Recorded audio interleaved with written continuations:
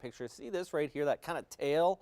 That's actually a cold front, and the reason why on the first coast we've just been seeing cooler temperatures sweep in behind the storm system.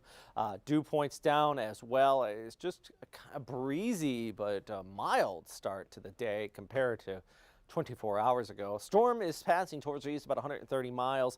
Mild is relative because, we still have to deal with some river flooding out here. Water levels upstream continue to flow downstream, plus high tides overnight heading into this morning, also raising up those water levels above what you typically see by about 2 to 3 feet and lower than last high tide. I mean, that's the good news, especially for parts of St. Augustine, but gusts could still be upwards about 40 miles per hour along our coastal areas.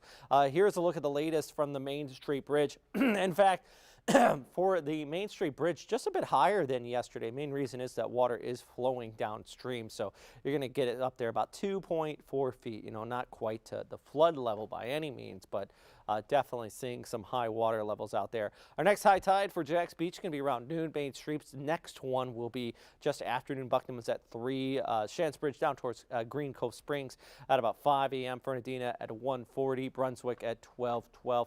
5 a.m. that is the next one this morning. The next one after that is going to be around 5 p.m. All right, here comes all that moisture shifting off towards the north and east. Charleston really going to take the brunt of Hurricane Ian as it moves off in that direction.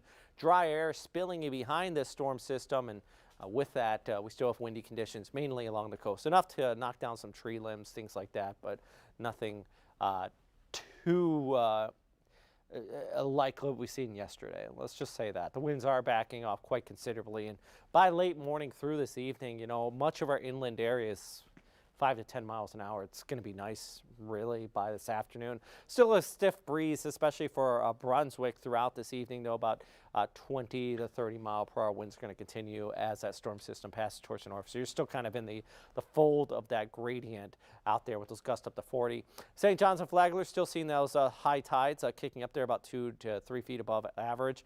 And 76 cooler northwest wind today out at the beach. Still going to be some rough surf as well. 15 to 30 mile per hour winds. The good news, dry air continuing to spill in behind the storm system.